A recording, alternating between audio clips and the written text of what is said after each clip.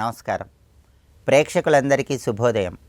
ఈనాటి శుభయోగం శీర్షికన ఆషాఢ అమావాస్య సందర్భంగా ఎలాంటి విధి విధానాలు పాటించాలో, తద్వారా ఎలాంటి ప్రయోజనాలు సిద్ధింపజేసుకోవచ్చో పరిశీలిద్దాం. ఆషాఢ మాసంలో వచ్చే అమావాస్య నాడు దీపస్తంభ పూజ నిర్వహించటం ద్వారా సంవత్సరం మొత్తం లక్ష్మీదేవి సంపూర్ణమైన అనుగ్రహం కలుగుతుందని ధర్మశాస్త్ర గ్రంథాలు తెలియజేస్తున్నాయి. దీపస్తంభ పూజ అంటే అర్థం ఏంటంటే, ప్రతిరోజు పూజా మందిరంలో దీపారాధన కుందుల్లో దీపాలు వెలిగించి దైవానికి పూజ చేస్తాం. కానీ ఆషాఢ అమావాస్య నాడు మాత్రం వెలిగించినటువంటి దీపారాధన కుందులకే పూజ చేయాలి. దీన్నే దీపస్తంభ పూజ అనే పేరుతో పిలుస్తారు. మీ గృహంలో పూజా మందిరంలో దీపారాధన కుందుల్లో ఆవు నెయ్యి లేదా నువ్వుల నూనె పోసి దీపాన్ని వెలిగించి, ఆ దీపానికి కుంకుమతో బొట్లు అలంకరణ చేసి, ఆ దీపం మొత్తం కూడా పుష్పాలతో అలంకరణ చేయాలి. అలా అలంకరణ చేసిన తర్వాత మీరు వెలిగించినటువంటి ఆ దీపారాధన కుందులకే, ఆ దీపపు స్తంభాలకే రకరకాలైన పుష్పాలతో అక్షింతలతో పూజ చేస్తూ దీపలక్ష్మి అష్టోత్తరం పఠించాలి. దీపలక్ష్మి అష్టోత్తరం మొత్తం చదవలేని వాళ్ళు ఓం దీపలక్ష్మ్యై నమో నమః అనే మంత్రాన్ని చదువుకుంటూ వెలిగించిన దీపారాధన కుందులకు పూజ చేయాలి. దీన్నే దీపస్తంభ పూజ అనే పేరుతో పిలుస్తారు. ఇలా వెలిగించిన దీపారాధన కుందులకు పూజ చేసి కర్పూర హారతి ఇచ్చి చివరగా తీపి పదార్థాలు నైవేద్యంగా సమర్పించాలి. ఇలా చేస్తే సంవత్సరం మొత్తం లక్ష్మీ కటాక్షం సంపూర్ణంగా కలుగుతుంది. అలాగే దీపస్తంభ పూజ చేసిన సాయంకాలము మహిళామణులు ప్రదోషకాలంలో ఒక దీపాన్ని వెలిగించి, మట్టి ప్రమిదలో వెలిగించిన ఆ దీపపు కాంతి ఇంట్లో ఉన్న అన్ని గదుల్లో కూడా ప్రసరించేలాగా చూడాలి. అంటే ఒక మట్టి ప్రమిదలో దీపాన్ని వెలిగించి ఆ దీపాన్ని చేతిలో పట్టుకొని ఇంట్లో ఉన్నటువంటి అన్ని గదుల్లో కూడా ఆ దీపపు కాంతి ప్రసరించేలాగా చేయాలి. ఇలా చేస్తే సంవత్సరం మొత్తం కూడా సుఖ సంతోషాలకు లోటు ఉండదని, ఆ ఇంట్లో శాంతి తాండవిస్తుందని ధర్మశాస్త్ర గ్రంథాలు తెలియజేస్తున్నాయి.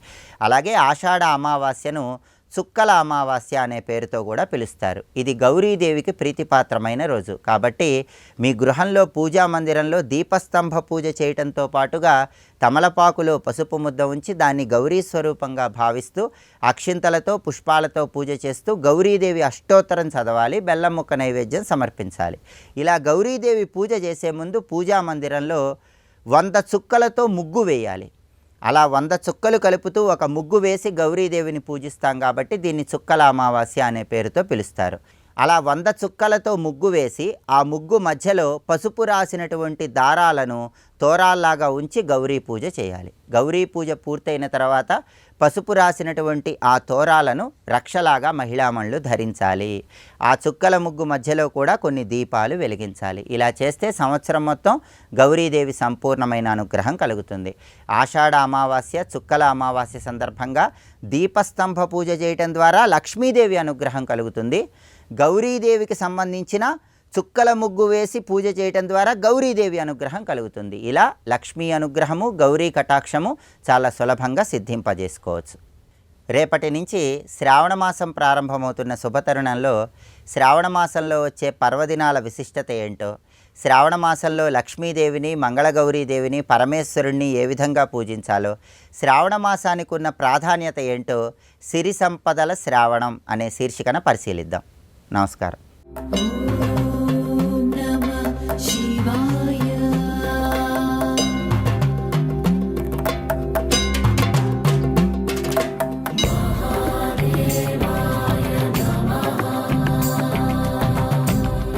గృహంలో ఉండవలసినటువంటి సర్వ సామగ్రి ఏర్పాటు చేసి, అంటే మంచాలు, పీటలు, పాత్రలు, గృహోపకరణాలు అంటారు కదా, అవన్నీ చేయడమే కాకుండా వస్త్రాదులు అన్నీ ఏర్పాటు చేసి ఆ ఇంట్లో కొన్నేళ్ల వరకు కూడా తరగకుండా ఉండేటట్టుగా ధాన్యము మొదలైనవి కూడా ఏర్పాటు చేసి ఇది దానం చేయడానికని ఎవరికి ఇద్దామా అని వెతుకుతున్నాడు.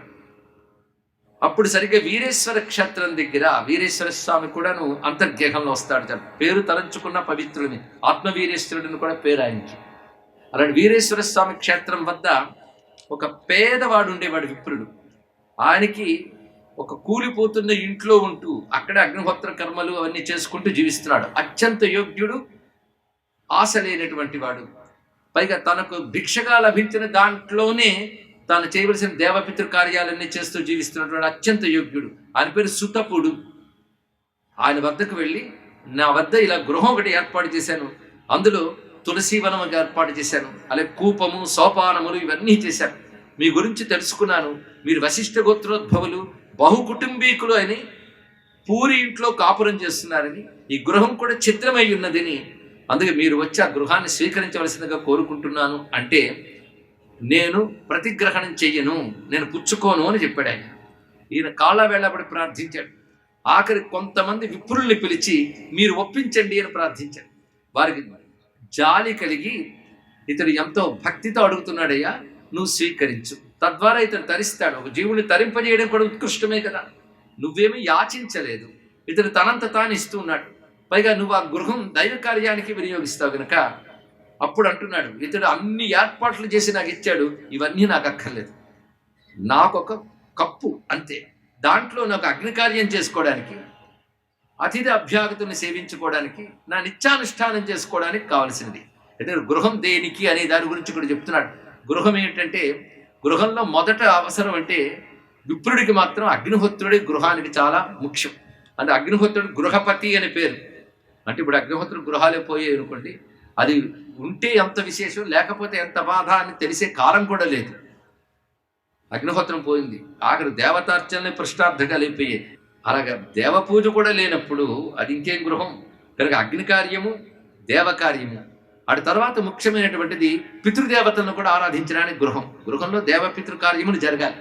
రెండవది అతిథి అభ్యాగతులకి కావలసిన సేవ జరగాలి. అప్పుడు గృహం గృహం అనిపించుకుంటుంది, గృహస్థ జీవితం సార్థకం అవుతుంది. అందుకు ఇల్లు, అంతేగాని పడుకోవడానికి, వండుకోవడానికి, తినడానికి, తిరగడానికి మాత్రమే కాదు. అందుకే నాకు ధన సమృద్ధి కలిగిన గృహంతో పని లేదు కనుక నాకు ఇంత మేరకే ఇల్లు కావాలి. ఇతడు ఇవన్నీ పెట్టాడు, ఈ వస్తు సముదాయం నేను దానం చేస్తానన్నాడు. గృహం అంతా తీసుకున్నాక అందులో వాటి మీద అధికారం వస్తుంది కనుక ఆ వచ్చినంతా తను దానం చేశాడు. పైకి ఇతను సంవత్సరాల తరబడి కావాల్సింది పెట్టాడు. ఇక్కడ ఇవి నేను అతిథి అభ్యాగతులకి, పేద సాధలకి ఇచ్చేస్తాను. నేను నా పద్ధతికి తగ్గట్టుగా భిక్షాటనం వల్ల జీవించడం అలవాటు చేసుకున్నాను. ఆ భిక్షాటనం వల్ల వచ్చిన దానితోనే నేను దేవపితృ కార్యాలు చేస్తూ ఇంట్లో ఉంటాను. అందుకు ఇతను సమ్మతిస్తే నేను స్వీకరిస్తానని చెప్పాడు. ఆ విధంగా గృహ స్వీకారం చేశాడు. తర్వాత ధన్యుడయ్యాడు. ఇటు ఈ మహాతేజుడు కూడా ధన్యుడై సద్గతిని పొందాడు, కాశీవాస ఫలాన్ని పొందాడు. దీన్ని బట్టి ఈ కథలో చెప్తున్నది, కాశీలో చేసిన సత్కార్యాల్లో గృహదానం కూడా ఒకటి. తాను ఉండలేకపోయినా ఉండగలిగే వారికి ఏర్పాటు చేయడం కూడా విశేషమే, వాడికి కాశీవాస ఫలం లభిస్తున్నది అనే భావానికి ఏవేవైతే ప్రాయశ్చిత్త కర్మను మొదటి నుంచి చెప్తూ వచ్చారో అవి ఇప్పటికి దీనితో పూర్తి చేశారు. అదేవిధంగా కాశీలో తీర్థసేవనం, దేవతాయతన దర్శనం అనేది చాలా ముఖ్యమని చెప్తూ, అలాంటి తీర్థములన్నింటిలో ప్రధానం గంగాదేవి. స్మరణ మాత్రం చేతన పవిత్రం చేయగలిగిన గంగ తీరంలో ఉండడం కంటే భాగ్యమే ఇంకేమిటి ఉంటుంది. అందుకే తవ తట నికటే యస్య నివాస ఖలు వైకుంఠే తస్య నివాస అని ఆదిశంకరులు అన్నారు. గంగా తీరంలో ఉండడం అంటే వైకుంఠంలో ఉండడమే, విలువ తెలియాలండి. అసలు గంగ పారే దేశంలో ఉండడమే భాగ్యం అంటారు. అలాంటిది గంగా తీరంలో, అందున కాశీక్షేత్రం నుండి ఎంత భాగ్యం. గంగ లాంటి తీర్థం లభించాక మళ్ళీ మరొక తీర్థం అనుకోవడం అవసరం లేదు. గంగా స్నానం నిత్యమేవ ప్రశస్తం, గంగా స్నాయి సర్వతీర్థేషు సస్నౌ, గంగా స్నానాపేక్షయాన్యస్య యాత్ర నో కర్తవ్య ధర్మదృగ్భిః రుభిర్హి. అత్యద్భుతమైన శ్లోకం ఇక్కడ చెప్తున్నారు. ఇక్కడ నిత్యము గంగా స్నానం ప్రశస్తమైనటువంటిది. గంగా స్నానం చేస్తే సర్వతీర్థముల యందు స్నానం చేసినట్లే. గంగని విడిచిపెట్టి ఇంకేదో తీర్థయాత్రకు వెళ్ళాలనుకోవడం మూర్ఖత్వ సుమ. కనుక ధర్మదృగ్భి, ధర్మదృష్టి కలిగినటువంటి వారికి గంగా సేవనమే చాలా విశేషం. అయితే ఈ గంగలో మరికొన్ని ప్రత్యేకతలు ఉన్నాయి. ఒకటి మణికర్ణికా స్నానం. మధ్యాహ్న కాలంలో మణికర్ణికా స్నానము. దేవతలు, మునులు, ఋషులు, నాగులు అందరూ కూడా ఆ సమయంలో మహేశ్వర శరణాగతితో మణికర్ణిగా స్నానం చేస్తారని మణికర్ణి గురించి తెలియజేసి పంచనద తీర్థం యొక్క వైభవాన్ని చెప్తున్నారు. పంచనద తీర్థం 5 చిన్న చిన్న నదులు పాయలు కలిసినటువంటి గంగా స్వరూపం అది.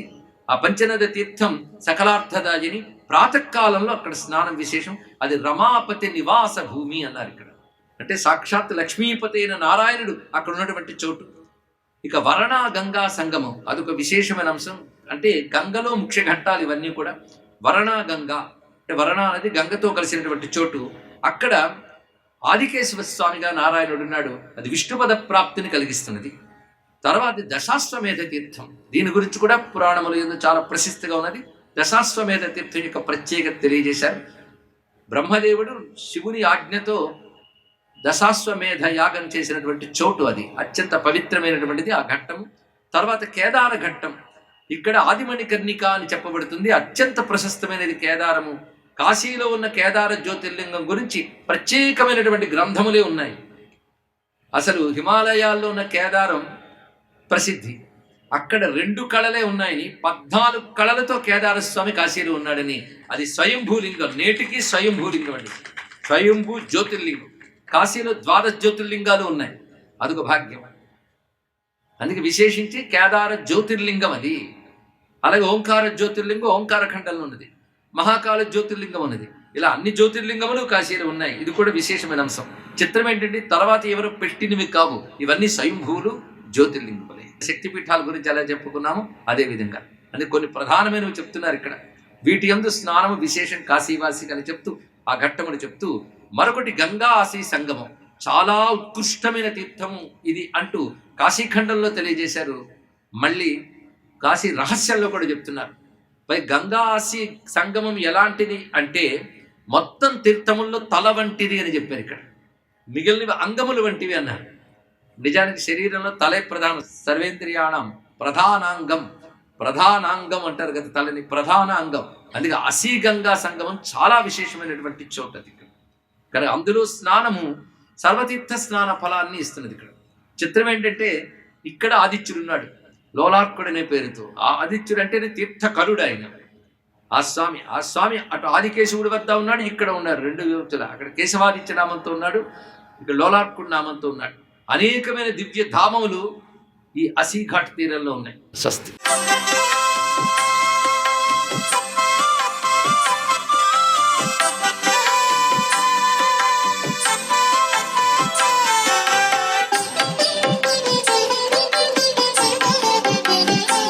ఓం వెంకటేశాయ మంగళం.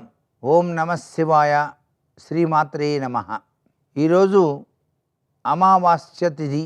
అమావాస్య తిథి అనగానే స్వర్గలోకంలో ఉండేటువంటి పితృదేవతల యొక్క ప్రభావం మన వంశంపై ప్రసరించబడుతుంది అని గుర్తుకు తెచ్చుకోవాలి. అందుచేత ప్రతి ఒక్క వ్యక్తి కూడాను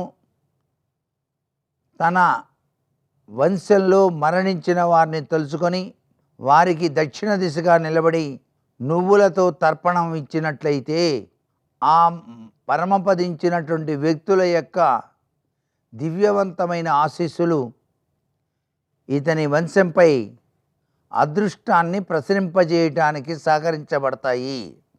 చేతిలో నువ్వులు పసుకొని ఆ యొక్క మంత్రోచ్చరణ చేస్తూ గోత్రనామాలు చెప్పుకొని వారి పేరుతో 3 సార్లు తర్పణం ఇస్తారు.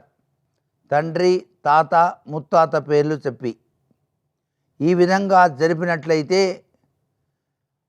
కంటికి కనిపించినటువంటి అద్వితీయమైన శక్తితత్వం మన కుటుంబాల్లో ప్రసరింపజేయబడుతుంది. అంతేకాకుండా ఒక మెరుపు మెరిసినప్పుడు ఎంత కాంతి అయితే వస్తుందో పితృతర్పణాలు చేయటం వలన అంతటి దివ్యవంతమైన అదృష్ట కాంతి మన వంశంలో ఉద్ధరించబడుతుంది. వంశము ఉద్ధరించడమే కాకుండా అనేక రంగాలలో పుత్రులు, పుత్రికలు అభివృద్ధి పదంలోకి పయనించడానికి ఈ అమావాస్య తర్పణం అనేటువంటిది చాలా చక్కగా సహకరిస్తుంది. ఇది భారతీయ సనాతన సంస్కృతి సంప్రదాయంలో చాలా విశిష్టవంతమైనటువంటి లక్షణంగా మనకు శాస్త్రాలు తెలియజేస్తున్నాయి. అమావాస్య తిథి నాడు ఉత్తమోత్తముడైనటువంటి వేద పండితుని పిలిచి అతన్ని సత్కరించి కడుపారా భోజనానికి వలసినటువంటి విధి విధానాన్ని మనం ఆచరించడం వల్ల కూడాను చాలా చక్కటి శుభాలు జరుగుతాయి. గోమాత సేవ అమావాస్య నాడు చేయటం, గోవు చుట్టూ 3 ప్రదక్షిణాలు చేసి పితృదేవతలను తలుచుకొని ఒక విస్తరాకులో బియ్యం బెల్లం కలిపి అక్కడే తర్పణం కూడా విడిచి గోమాతకు తినిపించినా కూడాను దేదీప్యవంతమైనటువంటి సత్ఫలితాన్ని ప్రతి ఒక్కరూ కూడాను సాధించుకోవడానికి ఆస్కారం ఉంది. సర్వే జనా సుఖినో భవంతు.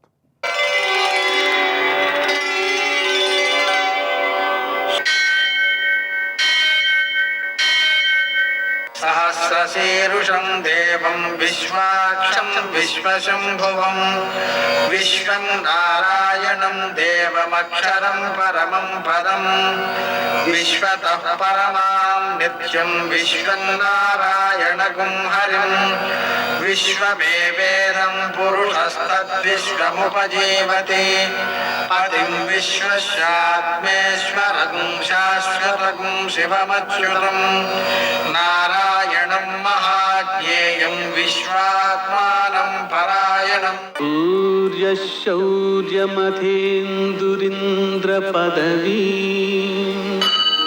సన్మంగళం మంగళం. నమస్తే భగవన్ దేవ దత్తాత్రేయ జగత్ప్రభో సర్వబాధా ప్రశమనం కురు శాంతిం ప్రయచ్చమే. నేటి కాలమాన విశేషాలను గమనిద్దాం. స్వస్తి శ్రీ చాంద్రమాన విశ్వావసనామ సంవత్సరం దక్షిణాయనం, గ్రీష్మ ఋతువు ఆషాఢమాసం, కృష్ణపక్షం, గురువారం. సూర్యోదయం 5:56 సూర్యాస్తమయం 6:48. తిథి అమావాస్య రాత్రి 12:43 వరకు, నక్షత్రం పునర్వసు సాయంకాలం 4:46 వరకు, వర్జం శేషవర్జంగా మిగిలింది ఉదయం 6:53 వరకు, మరల రాత్రి 12:32 నుంచి 2:06 వరకు, దుర్ముహూర్తం ఉదయం 10:13 నుంచి 11:05 వరకు, మరల మధ్యాహ్నం 3:22 నుంచి 4:14 వరకు, అమృతకాలం మధ్యాహ్నం 2:29 నుంచి 4:01 వరకు, రాహుకాలం గురువారం కాబట్టి మధ్యాహ్నం 1:30 నుంచి 3 గంటల వరకు, అష్టకవర్గ రీత్యా శుభప్రదమైన సమయం ఉదయం 9 గంటలకి. నేటి విశేషం గురువారం, అమావాస్య గురువార యోగం, అలాగే అమావాస్య పునర్వసు యోగం, అమావాస్య పుష్యమి యోగం. ఈ 3 యోగాలకి 3 సార్లు పితృదేవతారాధన చేయాలి. ఈరోజు చేస్తే యుగాయుత తృప్తి, అంటే 10,000 యుగాల తృప్తి కలుగుతుందంటే వాళ్ళకి. అలాగే ఈరోజు పద్మక యోగం ఉంది. నదీ స్నానం చేయడం ద్వారా, దానం చేయడం ద్వారా, విశేషించి నదీ స్నానం చేయడం ద్వారా 1000 గోవులను దానం చేసినటువంటి ఫలితం వస్తుంది. అలాగే అమావాస్య కాబట్టి పితృదేవతారాధన అత్యంత సత్ఫలితాన్ని ఇస్తూ మన పిల్లల్ని మంచి మార్గంలో ఉత్తములుగా తీర్చిదిద్దగలిగేలా ఉంటుంది. నేటి ఆణిముత్యాలు.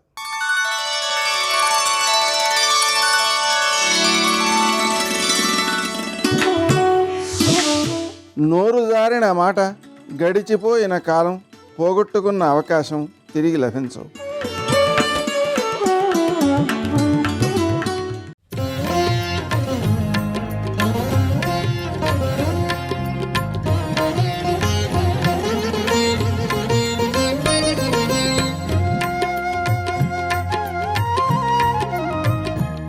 లక్షితేయం మయా సీతా తథా శోకపరాయణ గృహ్యయాం అభిజానాసి పంచాస్యమివ పన్నగీం. నిర్భయత్వం, ఆ మాటలో ఎక్కడా దాపరిక ఉండదు, ఆ మాటలో ఎక్కడా అబద్ధం ఉండదు. సీతమ్మ తల్లిని చూశాను. తస్య భార్య వనే నష్టా సీతాపతిమనువ్రత. రామచంద్రమూర్తితో కలిసి పరమధర్మానికి కట్టుబడి మహాపతివ్రతయ్యి భర్తని సేవించడానికి అరణ్యానికి వచ్చినటువంటి సీతమ్మ తల్లిని అపహరించి తీసుకొచ్చి అంతఃపురంలో అశోకవనంలో దాచావు, శిశుపావృక్షం కింద. నేను చూడడం జరిగింది. రావణ, నేను ఎవ్వరి చేత చచ్చిపోను అవధ్యుడని అనుకుంటున్నావేమో. సుగ్రీవో నహిదేవోయం నరాక్షసో నగంధర్వో నయక్షో నచకిన్నరహ. నువ్వు ఎంతమంది చేతిలోనైనా చచ్చిపోనని వరం కోరుకున్నావు, కానీ నరవానరుల్ని కోరుకోలేదు. రాముడు నరుడు, సుగ్రీవుడు వానరుడు, వాళ్ళిద్దరూ కలిసి వచ్చారు కాబట్టి నువ్వు చచ్చిపోవడం తథ్యం. నేను చెప్పిన మాట జాగ్రత్తగా విను. నువ్వు ఇన్నాళ్ళు చెయ్యవలసిన తప్పులు ఏమున్నాయో అవన్నీ చేస్తూ వచ్చావు. వాటి వలన ఇన్నాళ్ళు పుణ్యం యొక్క ఫలితాన్ని అనుభవించావు. కాబట్టి పాపం జోలికి రాకుండా ఊరుకుంది. ఇప్పుడు పాపము పుణ్యము ఏకకాలంలో అనుభవించడానికి వీల్లేదు. ఎందుచేత? నువ్వు చేసినది మహాపాతకం. మహాపతివ్రతని అపహరించి తీసుకొచ్చావు కాబట్టి మూలఘాతి, శరీరం ఉండదు. నీ శరీరం పడిపోతుంది. నీ శరీరం పడిపోకుండా ఉండాలంటే ప్రాయశ్చిత్తం ఒకటే. తదేవ ఫలమన్వేతి ధర్మస్య ధర్మనాశన ప్రాప్తం ధర్మఫలం తావద్భవతా నత్ర సంశయ. నువ్వు బ్రతకాలనుకుంటే ఒక్కటే మార్గం. సీతమ్మ తల్లిని తీసుకుని వెళ్ళి రామచంద్రమూర్తికి సమర్పించి నమస్కరించి క్షమార్పణ చెప్పి కృతకృత్యుడివిక. రాముడు నీ జోలికి రాడు. ఎవరు శరణాగతి చేసినా ఎంత దుర్మార్గుడైనా క్షమిస్తాడు. అంతటి ఉదార హృదయుడు. సీతమ్మని సమర్పించి బ్రతికిపో. కాదు రాముడికి ఎదురు తిరిగి నిలబడతానంటావా? నిజం చెప్తున్నాను రావణ, నేను ఏదో మామూలుగా మాట్లాడాను అనుకుంటున్నావేమో. రామచంద్రమూర్తే వచ్చి కోదండాన్ని పట్టుకుని యుద్ధ భూమిలో నిలబడిన నాడు బ్రహ్మా స్వయంభూశ్చతురాననోవా రుద్రోస్త్రినేస్త్ర త్రిపురాంతకోవా ఇంద్రో మహేంద్రో సురనాయకోవా త్రాతుం నశక్త ఇది రామవధ్యం. పరమశివుడు కాని, ఇంద్రుడు కాని, లేదా సాక్షాత్తు శ్రీ మహావిష్ణువే కాని ఆయన చంపుతానన్నవాణ్ణి రక్షిస్తానన్నవాడు లోకంలో లేడు. చంపి తీరుతాడు. రాముని యొక్క అవక్ర పరాక్రమం అటువంటిది.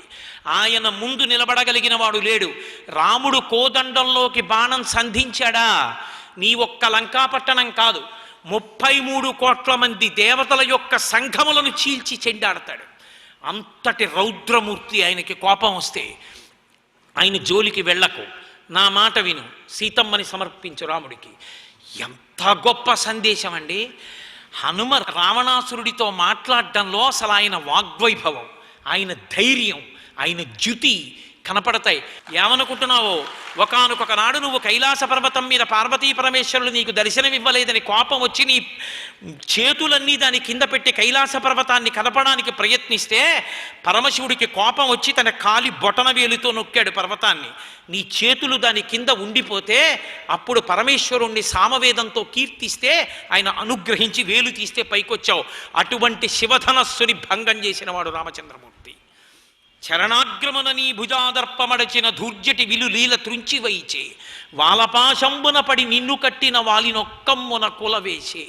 4 సముద్రాల దగ్గర అర్ఘ్యమిచ్చే అలవాటున్న వాలి సముద్రం దగ్గరికి వెళ్ళి అర్ఘ్యమిస్తుంటే ఆ వాలి బలం తెలియక ఇబ్బంది పెడదామని వెనక నుంచి వెళ్ళి ఏదో ఆయన్ని బాధ పెట్టబోయావు. ఎవడు రాయి 10 తలల పురుగు ఇంటికి వెళ్ళిన తర్వాత వీడి సంగతి చూద్దామని తోకతో చుట్టి సముద్రంలో నిన్ను ముంచి అర్ఘ్యం ఇచ్చేవాడు. నువ్వు ప్రాణం కోసం గిలగిలలాడుతుంటే పైకెత్తి మళ్ళీ పట్టుకెడుతుండేవాడు. 4 సముద్రాల్లో ముంచి తిప్పి తీసుకెళ్ళి ఇంటికి వెళ్ళి భార్య ఇచ్చిన పాలు తాగుతూ తోక జొలిపించి నిన్ను కింద పారేసి ఎవడరా పురుగా నువ్వు అని అడిగాడు. నిన్ను అంత తిప్పిన వాలిని ఒక్క బాణంతో కొట్టినవాడు రామచంద్రమూర్తి. వాలినొక్కమ్మున కూలవేసే అని నిన్ను జరగొన్న అర్జును పురిగొన్న పరశురాముని ఆజి భంగపరచే. ఒకానొక నాడు కార్తవీర్యార్జునుడు ఆ నదీ ప్రవాహానికి కింద తన భార్యలతో క్రీడిస్తుంటే నదికి ఎగువ భాగంలో నువ్వు సైకతి లింగాన్ని పెట్టి పూజ చేస్తున్నావు. ఆయన భార్యలు అడిగారు నదీ ప్రవాహాన్ని అడ్డమని. 1000 చేతులతో కార్తవీర్యార్జునుడు నదీ ప్రవాహాన్ని అడ్డుకుంటే నదీ ప్రవాహం పైకి వెళ్ళి సైకతి లింగాన్ని కదిపింది. నీకు కోపం వచ్చి ఆ కార్తవీర్యార్జునుడితో యుద్ధానికి వెడితే తీసుకెళ్ళి కారాగారంలో పారేశాడు. కారాగారంలో పారేస్తే అప్పుడు చతుర్ముఖ బ్రహ్మగారు మీ తాతగారు పులస్య బ్రహ్మగారు వచ్చి బతిమాలిని విడిపించారు. అటువంటి 1000 చేతులున్న కార్తవీర్యార్జునుణ్ణి చంపినవాడు పరశురాముడు. ఆ పరశురాముణ్ణి ఓడించి విష్ణుచాపం అందుకున్నవాడు రామచంద్రమూర్తి. ఏమనుకుంటున్నావు? కాబట్టి పరశురాముని యాజి భంగపరచే కడిమియొక్కట కరదూషణాదుల 14,000 బారి సమరే 14,000 మంది రాక్షసుల్ని ఒక్కడే చంపేశాడు రామచంద్రమూర్తి. అంతటి మహావీరుడు. వాగ్వైభవమే రామాయణము, రామాయణమే వాగ్వైభవము. నరుడిగా పుట్టినవాడికే వాక్కున్నది కనుక అసలు ఆ వాక్కు యొక్క వైభవం తెలుసుకోవాలంటే రామాయణం చదవాలి. నా శక్తి కొలది విహంగ వీక్షణం చేశాను. కానీ పాయస పాత్రలో ఉన్న పాయసం యొక్క రుచిని చెప్పడానికి పాయసం అంతా పెట్టక్కర్లేదు, ఒక్క చెంచాతో తీసి ప్రసాదం పెడితే చాలు. అసలు నేను మాట్లాడింది వాక్యే కనుక ఆ వాగ్వైభవంతో పూర్తి చేశాను. సర్వం శ్రీ ఉమామహేశ్వర పరబ్రహ్మార్పణమస్తు. స్వస్తి.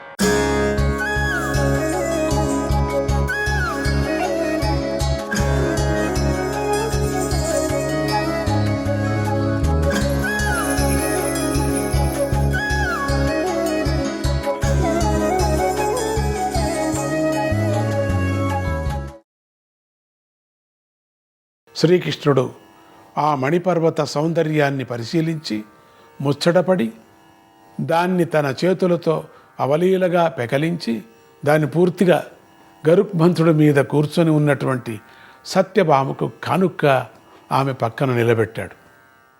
అది అన్నమాట సత్యభామకు ఇవ్వటానికి. తర్వాత శ్రీకృష్ణుడు స్వయంగా గరుత్మంతుడి మీద ఆసీనుడై సరాసరి స్వర్గలోకానికి వెళ్ళమని గరుత్మంతుడికి ఆజ్ఞ ఇచ్చాడు. గరుత్మంతుడు వాయువేగంతో ప్రయాణం చేసి సరాసరి దేవేంద్ర భవనం ముందుకు వాలాడు. శ్రీకృష్ణుడు కిందికి దిగి దేవేంద్రుడికి తగిన మర్యాద చేసి తాను తెచ్చిన అదితీదేవి కుండలాలను ఆ దేవేంద్రుడికి సమర్పించి వాటిని అదితీదేవికి చేర్చమని కోరాడు. ఈలోగా సచీదేవి వచ్చి సత్యభామను సగౌరవంగా ఇంట్లోకి ఆహ్వానించి కానుకలు ఇచ్చి సత్కరించింది. దేవేంద్రుడు శ్రీకృష్ణుని కౌగిలించుకొని శ్రీకృష్ణుణ్ణి వెంటబెట్టుకొని అదితీదేవి భవనానికి తీసుకువెళ్ళి ఆమెకు పాదవందనం చేసి శ్రీకృష్ణుడు నరకాసుర సంహారం చేసి ఆమె కుండలాలను వెనక్కి తెచ్చిన విధానాన్ని వివరించి ఆ కుండలాలను ఆమెకు సమర్పించాడు. అదితీదేవి దేవేంద్రుణ్ణి ఉపేంద్రుణ్ణి కూడా కౌగిలించుకొని ఆశీర్వదించింది. అప్పుడు సచీదేవి సత్యభామలు కూడా అదితీదేవికి పాదావందనాలు చేశారు. దేవమాత వారందరినీ ఇలా ఆశీర్వదించింది. ఇంద్ర, ఉపేంద్ర, మీకు పరాజయం అనేది లేకుండా ఉండుగాక. కృష్ణ, నువ్వు మానవలోకంలో మనుష్యుడుగా ఉన్నంతకాలము ఈ సత్యభామకు యవ్వనం స్థిరమై ఉండుగాక అన్నది అదితీదేవి. ఆ తరువాత శ్రీకృష్ణుడు దేవేంద్రాదుల దగ్గర సెలవు తీసుకొని సత్యభామ సమేతుడై తిరుగు ప్రయాణం మొదలుపెట్టాడు. ఆ దారిలో దేవలోకంలోని నందనం దగ్గరకు చేరి సత్యభామకు దివ్యమైనటువంటి ఉద్యానవనాన్ని చూపిస్తూ అక్కడ కొంతసేపు తిరిగాడు. అలా తిరుగుతూ అక్కడి పారిజాత వృక్షాన్ని సత్యభామకు ప్రత్యేకంగా చూపించి దాని మహిమను ఆమెకు వివరించాడు. ఆ లోకంలో ఉండేది. ఇలా ఆమెకు పారిజాత వృక్షం మీద ఆశ కలిగించటం కోసమే ఆమెను యుద్ధయాత్రకు తీసుకువచ్చాడన్నమాట. ఒకటి ఆ వనం ఇచ్చాడు, ఇక్కడ పైకి తీసుకొచ్చాడు, ఇక్కడ ఆ ఆశ పెంచాడు. ఆ పని అయిన తర్వాత ఆయన ద్వారకా నగరానికి చేరాడు. ఏమిటో లీల. ఈ విధంగా నరకాసుర సంహారం పూర్తి చేసుకొని శ్రీకృష్ణుడు ద్వారకకు తిరిగి వచ్చిన తర్వాత కొద్ది రోజులకు రుక్మిణీదేవి ఏదో ఒక నోము నోచుకొని ఉపవాస దీక్ష చేసి దీనికి ఉద్యాపనగా బ్రాహ్మణ భోజనాది ఉత్సవాలను పెద్ద ఎత్తున చేయాలని సంకల్పించింది. శ్రీకృష్ణుడు ఆమె సంకల్పాన్ని మరింత ప్రోత్సహించి ఈ ఉత్సవం మొత్తాన్ని రైవతకాద్రి మీద చేద్దాం అన్నాడు. ఏర్పాట్లన్నీ జరిగాయి. శ్రీకృష్ణుడు కొత్తగా వచ్చిన 16,100 మంది భార్యలతో సహా రైవతాకాద్రికి చేరాడు. శ్రీకృష్ణుడు రుక్మిణీదేవి కలిసి ఉద్యాపన విధానాన్ని వైభవంగా నిర్వహిస్తున్నారు. ఇంతలో అక్కడికి ఊహించని వరంలాగా నారద మహర్షి వచ్చాడు. ఆయనకు శ్రీకృష్ణుడు స్వాగతం పలికాడు. నారద మహర్షి అర్ఘ్యపాద్యాలన్నీ స్వీకరించి శ్రీకృష్ణుడికి పారిజాత వృక్ష పుష్పాన్ని ఒకదాన్ని బహుమతిగా సమర్పించాడు. శ్రీకృష్ణుడు దాన్ని తన పక్కనే ఉన్న రుక్మిణీదేవికి ఇచ్చేశాడు. ఆమె భక్తిగా భర్త ఇచ్చినటువంటిది భక్తిగా ఆ పుష్పాన్ని తన కొప్పులో ధరించింది. ఆ దేవ పుష్పాన్ని ధరించేసరికి రుక్మిణీదేవి తేజస్సు సౌందర్యము రెండింతలుగా పెరిగిపోయాయి. అది గమనించిన నారద మహర్షి చాలా సంతోషపడి రుక్మిణీదేవితో ఇలా అన్నాడు. ఓ పతివ్రత శిరోమణి రుక్మిణీదేవి, ఈ పుష్పం నీకే సరిపోతుంది. మామూలు పారిజాతం పుష్పం మనం చూస్తామే, అది కాదండి. ఇది ఇంత ఉంటే ఇంత ఉంటుంది, అది కాదు. ఇది దేవ పారిజాతం, చాలా అద్భుతమైనటువంటిది. అది మనకు దొరకదులేంటి. ఈ పుష్పాన్ని ధరించటానికి కావలసిన అర్హత నీకే ఉంది. ఈ పుష్పాన్ని ధరించడం వల్ల నువ్వు నాకు కూడా పూజ్యరాలివి అయ్యావు. పుష్పం వల్ల నా గొప్పదనం పెరగడం ఏమిటి అనుకుంటున్నావేమో. ఈ పుష్పం యొక్క విశేషాలు నీకు సరిగా తెలిసినట్టు లేదు. నేను సంగ్రహంగా చెబుతాను విను. ఈ పుష్పము 1 సంవత్సరం దాకా వాడిపోదు. అంతేకాదు, నువ్వు ఏ రకమైన సువాసన కావాలని కోరుకుంటే అలాంటి సువాసనే ఇస్తుంది. సువాసనలు ఇవ్వడమే కాదు, నీ పరిసర ప్రాంతంలో వేడి పెరగాలనుకుంటే నువ్వు అనుకున్నంత వేడిని పెంచుకుంటుంది. నువ్వు చల్లదనం పెరగాలి అనుకుంటే చల్లదనాన్ని పెంచుతుంది. అంతేకాదు, నువ్వు కోరుకున్న మధురాతి మధుర రసాలను కూడా కోరుకున్న సమయంలో ప్రసాదిస్తుంది. అంతేకాదు, నువ్వు ఏ రకం పుష్పాలను అనుకుంటే ఆ పుష్పాలు నీ ముందు వాలేటట్లు చేస్తుంది. నువ్వు చిన్నది కావాలనుకుంటే ఇది చిన్నది అవుతుంది, పెద్దది కావాలనుకుంటే పెద్దది అవుతుంది. దీన్ని ఒకసారి ధరిస్తే చాలు, ఆ పతివ్రతకు కోరినంత ఐశ్వర్యాన్ని, పుత్రులను కూడా ప్రసాదిస్తుంది. ఇది రాత్రిపూట చీకటిలో చురుదివ్యలాగా వెలుగులు ప్రసాదిస్తుంది. చురుదివ్యలాగా, పూర్ణమైన దీపంలాగా. ఈ పుష్పాన్ని ధరించి ఉన్నప్పుడు ఆకలి దప్పలు, అలసట, వృద్ధాప్యము ఇలాంటివి దగ్గరికి చేరవు. నువ్వు కావాలనుకుంటే నువ్వు కోరుకున్న సంగీతాలను, వాద్య గీతాలను నీకు ఈ పుష్పమే వినిపిస్తుంది. ఈ పుష్పం 1 సంవత్సర కాలం మాత్రమే మానవుల దగ్గర ఉంటుంది. సంవత్సరం కాగానే వాడిపోదు, దాని పారిజాత వృక్షం దగ్గరికి చేరిపోతుంది. ఓ పతివ్రతా మహాతల్లి, ఓ పార్వతీదేవి, విజయ్, లక్ష్మీదేవి, శచీదేవి, అదితీదేవి, వేదమాత, సావిత్రి, వీళ్ళందరూ కూడా మొదలైన ప్రముఖ దేవతా స్త్రీలు ఈ పుష్పాన్ని ఎప్పుడూ ధరిస్తూ ఉంటారు. ఈ పుష్పం యొక్క విశేషాలన్నీ శ్రీకృష్ణ భగవానుడికి తెలుసు. తెలిసి ఈ పుష్పాన్ని స్వామి నీకు ఇచ్చాడంటే స్వామికి తన భార్యలలో నువ్వే అత్యంత ఇష్టురాలివని నాకు అర్థమవుతుంది. ఈ దెబ్బతో నీ సౌతుల్లో ఎవరికైనా నీ మీద లోకువ భావం ఉంటే అది కొట్టుకుపోయి తీరవలసిందే కదా. ఈ వాల్టితో నీ కీర్తి ఆ స్థాయికి పెరిగిపోయింది. ఆ సత్యభామాదేవి తానే అందరూ భార్యల కంటే గొప్పదానివని ఒక మిడిసిపాటు ఉంది ఆమెకి. ఈ వాల్టితో ఎవరు నిజమైన సౌభాగ్యవతో అర్థమైపోతుంది. ఆమెకే కాదు, మిగిలిన నీ సవతలకు కూడా నీ మహిమ ఏమిటో ఈ వాటితో అర్థమైపోతుంది. ఒకరి మాట నాకెందుకు, నువ్వు శ్రీకృష్ణ పరమాత్మకు 2వ ప్రాణానివని ఈ వాటితో నాకు అర్థమైపోయింది. ఇంతటితో మించిన భాగ్యము శ్రీలకు ఉండదు, నీకు నువ్వే సాటి అన్నాడు నారద మహర్షి. నారద మహర్షి తన వాక్ప్రవాహాన్ని ఎంతవరకు చెప్పాడో ఆపకుండా చాలాసేపు రుక్మిణీదేవిని ప్రశంసించాడు. ఆ మాటలు వింటున్న వారిలో సత్యభామాదేవి లేదు, కానీ ఆమెకు సన్నిహిత సఖీమణులైనటువంటి మహిళలు చాలామంది ఉన్నారు. ఆ విషయం నారద మహర్షికి కూడా తెలుసు బాగా, అందుకని కొంచెం గట్టిగానే చెప్పాడు. అందుకే తన ప్రసంగాన్ని ఆయన మరింత సాగదీశాడు. నారద మహర్షి అనుకున్నట్టుగానే మిగిలిన సవతులంతా రుక్మిణీదేవికి దక్కిన అరుదైన గౌరవానికి, విశేష సౌభాగ్యానికి సంతోషపడ్డారు. సత్యభామాదేవి మాత్రము ఆ వార్తలను వినింది, సహించలేకపోయింది.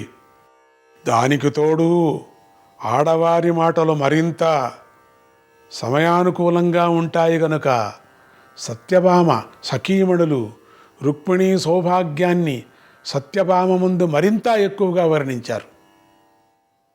రుక్మిణీదేవికి జరిగిన గౌరవాన్ని, తనకు జరిగిన అవమానాన్ని భావించిన సత్యభామాదేవికి మనస్సంతా వికలమైపోయింది. ఆమె కళ్ళ వెంబడి నీరు కారుస్తూ బుసలు కొట్టుకుంటూ కట్టుకున్న పట్టు చీర విప్పేసి మామూలు తెల్ల చీర కట్టుకొని రుసరుసలాడుతూ కోపగృహంలోకి వెళ్ళిపోయింది. మంచం మీద వాలింది. దిళ్ళుకు ముఖం వానించింది. సన్నగా ఏడవసాగింది. చాడులు చెప్పిన స్నేహితురాళ్ళందరూ కూడా వెళ్ళిపోగా ఇంట్లో ఉండే నిత్య సఖీజనంలోని పెద్దవాళ్ళంతా, దీంట్లో నువ్వు ఇంతగా బాధపడవలసింది ఏమి లేదమ్మా, ఇంత మాత్రానికే నువ్వు కోపగృహంలోకి వెళ్ళటం బాగుండదు అని నచ్చ చెప్పాలని ప్రయత్నం చేసినా సత్యభామాదేవి ఏమాత్రం వినిపించుకోలేదు. ఏడుస్తూనే ఉంది. సత్యభామాదేవి నివసించే భవనం సామాన్యమైంది కాదు. మామూలు భవనాలకు కొంచెం దూరంలో రైవతక పర్వతం ప్రాంతంలో దేవశిల్పి అయినటువంటి విశ్వకర్మ చేత ఒక ప్రత్యేక భవనాన్ని నిర్మింపజేసి దాన్ని శ్రీకృష్ణుడు సత్యభామాదేవికి బహుమతిగా ఇచ్చి ఉన్నాడు. ఆ రుక్మిణీ భవనంలో ఉన్నటువంటి శ్రీకృష్ణుడికి సత్యభామాదేవి భవనంలో ఏదో గందరగోళం జరుగుతుందని ఎవరూ చెప్పకుండానే తెలిసిపోయింది స్వామికి. ఈయనకెవరు గూఢచారులు అక్కర్లేదు, మిగతా వాళ్ళకి కావాలి కదా. ఈయన దివ్య శక్తి సంపన్నుడు, అట్లా కళ్ళు మూసుకుంటే తెలిసిపోతుంది. దాంతో ఆయన ఏదో వంక పెట్టుకొని వచ్చాడు. ఆ ఉత్సవంలో నుంచి బయటకు వచ్చి సత్యభామ గృహంలోకి ప్రవేశించాడు. ఈయన వచ్చాడని ఉత్సవం జరుగుతుంది, దాని మధ్యలోనే వచ్చేశాడు ఈయన. అలా వెళ్లే ముందు శ్రీకృష్ణుడు తన పుత్రుడైన ప్రద్యుమ్నుణ్ణి పిలిచి నారద మహర్షిని చూసుకోవలసిన బాధ్యతను అతనికి అప్పగించి సత్యభామ భవనంలోకి వెళ్ళాడు. భవనంలోకి ప్రవేశించే ముందర నిత్యము తన వెంట ఉండే పరిచారకుడిని కూడా బయటే ఉండమని అట్టిపెట్టేశాడు. ఎవరూ రాకండి, నేను ఒక్కడిని వెళుతాను అని వేసుకున్నటువంటి నగలంతా తీసిపెట్టాడు. ఒంటరిగా లోపలికి వెళ్ళాడు. శ్రీకృష్ణుడికి సత్యభామాదేవి కోపగృహంలోకి వెళ్ళిందని అర్థమైంది. ఆయన పిల్లిలాగా నడుచుకుంటూ కోపగృహంలోకి వెళ్ళాడు. సత్యభామ దగ్గర కొద్దిమంది పరిచారకులు మాత్రమే ఉన్నారు. సత్యభామ తన ముఖాన్ని దిండులో దాచుకుంది, నిట్టూర్పులు విడుస్తుంది. శ్రీకృష్ణుడు తాను వచ్చినట్టు సత్యభామకు చెప్పవద్దని పరిచారకులు సంజ్ఞ చేస్తూ మీరు వెళ్ళిపోండి అని చెప్పి దగ్గరికి వెళ్ళి వారి చేతిలో ఉన్న చామరాలను తీసుకొని తానే మెల్లిగా సత్యభామకు విసరసాగాడు. ఇంతలో సత్యభామాదేవి ముక్కులకు ఒక కొత్త పరిమళం గుబాళించసాగింది. వీస్తూ ఉన్నాడు. ఆ గాలి మెల్లగా సత్యభామ ముక్కులకు వచ్చాయి. అది శ్రీకృష్ణుడు పారిజాత పుష్పాన్ని ముట్టుకున్నందువల్ల వచ్చిన సువాసన అది అనుకుంది. ఈ కొత్త సువాసన పసిగట్టినటువంటి సత్యభామ ఈ సువాసన ఏమిటి, ఎక్కడి నుంచి వస్తుంది అని తన పరిచారకులను గట్టిగా అడిగింది. శ్రీకృష్ణుడు బదులు చెప్పవద్దని వారికి సంజ్ఞ చేస్తున్నాడు. ఏం మాట్లాడకండి అని. వాళ్ళు ఏమీ మాట్లాడలేక మౌనంగా ఉండిపోయారు. సత్యభామ తల పైకెత్తి చుట్టూతా చూసింది. పక్కన చామరాలు విసురుతున్నటువంటి శ్రీకృష్ణుడు కనిపించాడు. ఈ సువాసన ఆయన దగ్గర నుంచి వస్తుందని ఆమెకు అర్థమైంది. సత్యభామ కంగారు పడి లేచి నించుంది. అంతన్నా మర్యాద ఇచ్చింది కదా, పోన్లేని. కానీ ఆమె కోపం కానీ క్రోషం కానీ తగ్గలేదు, కళ్ళ నీళ్లు ఆగలేదు. శ్రీకృష్ణుడు చామరాలు పక్కన పెట్టి ఆమె కన్నీటిని తన ఉత్తిరీయపు అంచుతో తుడుస్తూ ఆమెను అనేక రకాలుగా ప్రతిమాలసాగాడు. నీకు ఈ కోపం ఎందుకు వచ్చింది? నేను చేసిన అపరాధం ఏమిటి? చాలాసేపు ప్రశ్నించాడు. మాట్లాడలేదు. శ్రీకృష్ణుడు చాలా బ్రతిమాలాడు. ప్రతిమాలుగా సత్యభామాదేవి మెల్లగా నోరు విప్పి దుఃఖంతో ఎగపీల్చుకుంటూ, ప్రభువు, నీకు నా మీద అసాధారణమైన ప్రేమ ఉందని చెబుతున్నావు. నేను ఇప్పటిదాకా అలాగే నమ్మాను. కానీ నీ అసలు రంగేమిటో ఇవాళ తెలిపోయింది. నాకు బాగా అర్థమైపోయింది. నాకు నీలాగా కపటాలు చేతగావు. నాకు నేను నా పంచ ప్రాణాలు నీకే సమర్పించేశాను. నువ్వు మాత్రం నీ అనురాగాన్ని వేరే వారికి సమర్పించావు. నేను మాత్రం నీకు సమర్పించా, నీది ఇంకొకళ్ళకి సమర్పించావు. ఇక నేను నిన్ను ఇప్పుడు కోరుతున్నది నేను ఒకటే, నేను తపోవనాలకు వెళ్ళిపోతాను. దానికి భర్త అనుమతి కావాలని ధర్మశాస్త్రం నియమం ఉంది కదా. అందుకని నేను ఏదో చెప్పుకుంటున్నాను, నీ అనుమతి ఇవ్వు, కనుక నిన్ను ప్రార్థిస్తున్నాను అని గట్టిగానే ప్రార్థించింది. నీకు నా మీద ఏమాత్రం ప్రేమ ఉన్నా ఇప్పటికిప్పుడే నాకు అనుమతి ప్రసాదించు అని సత్యభామాదేవి ఇలా చెప్పి మళ్ళీ బోర్మని ఏడిచింది. శ్రీకృష్ణుడికి విషయం అర్థమైపోయింది. అయినా సరే ఏమీ అర్థం కానట్టు మళ్ళీ బ్రతిమాలటం మొదలుపెట్టాడు ఈయనొకడు. చివరికి ఉండబట్టలేక సత్యభామాదేవి బయటపడింది.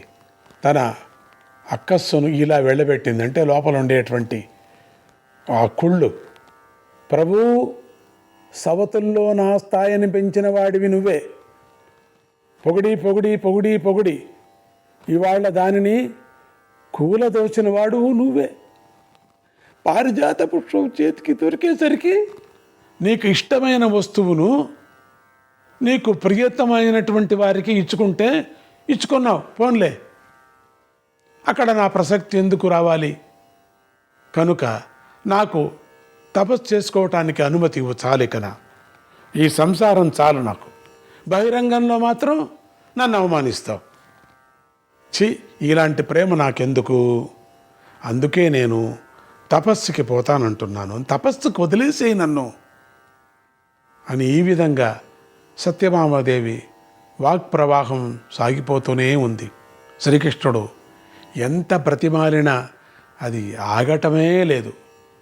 చివరికి శ్రీకృష్ణుడు ఇలా అన్నాడు, ఓ తెలుగు తక్కువదానా, పారిజాతపు పువ్వు కోసం ఇంత ఆరాటపడాలా? స్వర్గలోకంలో ఆ వృక్షాన్ని అక్కడి నుంచి పీకి తెచ్చి నీ ఇంటిలో పాతి పెడతాను, నా మాట నమ్ము అన్నాడు. ఈ మాట వినేసరికి సత్యభామాదేవి ముఖం విప్పారింది. 1-2 సార్లు శ్రీకృష్ణుడి చేత మళ్ళీ మళ్ళీ చెప్పించుకుంది. ఇక శ్రీకృష్ణుడు అక్కడి నుంచి రుక్మిణీ వ్రతం దగ్గరకు వెళ్లకుండా సత్యభామ భవనంలోనే స్నానాదులు పూర్తి చేసుకొని ఆ తర్వాత నారదుడిని మనస్సులో స్మరించాడు. ఆ సమయానికి రుక్మిణీ వ్రతంలో ఉన్నటువంటి నారదుడు స్నానం కోసం వెళ్ళి ఉన్నాడు. ఆయన తన స్నానాదులు త్వరగా పూర్తి చేసుకొని శ్రీకృష్ణుడి ముందు వాలాడు. ఆయన్ని చూడగానే శ్రీకృష్ణుడు సాదరంగా లేచి ఎదురు వెళ్ళి స్వాగతం పలికి ఉచితాసనంలో కూర్చోబెట్టి ఆయన పాదాలు కడగటానికి ఉద్యుక్తుడయ్యాడు. అది గమనించిన సత్యభామాదేవి తానే మహర్షి పాదాలు కడగటానికి ముందుకు వచ్చింది. శ్రీకృష్ణుడు స్వయంగా నీళ్లు పోసి ఆమెకు సహకారం చేశాడు. ఆ విధంగా శ్రీకృష్ణుడు సత్యభామకు నారదుడి మీద ఉన్నటువంటి కోపాన్ని పోగొట్టేశాడు. చూసారా? ఆ తరువాత శ్రీకృష్ణుడు స్వయంగా పాయస పాత్ర తెచ్చి నారద మహర్షికి ఇచ్చి ప్రార్థించాడు. నారదుడు దాన్ని మహాప్రసాదంగా భావించి ఎప్పుడూ తాగనట్టుగా తాగాడు. ఆ విధంగా మహర్షి భోజనం పూర్తయ్యాక శ్రీకృష్ణుడు ఆయనకి పాదాభివందనం చేశాడు. సత్యభామ ఆయనతో కలిసి తాను కూడా చేసింది. వెంటనే నారద మహర్షి, దేవి, నువ్వు సహజంగానే పతివ్రతవు, ఇంకా ఉత్తమ పతివ్రతవు అవుదువుగాక. నువ్వు ఇప్పటికే నీ భర్తకు ఇష్టమైన దానివి, ఇప్పుడు నా తపోబలం వల్ల మరింత ఇష్టమైన దానివి అవుదువుగాక అని ఆశీర్వదించాడు. ఈ ఆశీర్వచనాలతో సత్యభామ పూర్తిగా పొంగిపోయింది. నారాయణ నారాయణ, హరే కృష్ణ.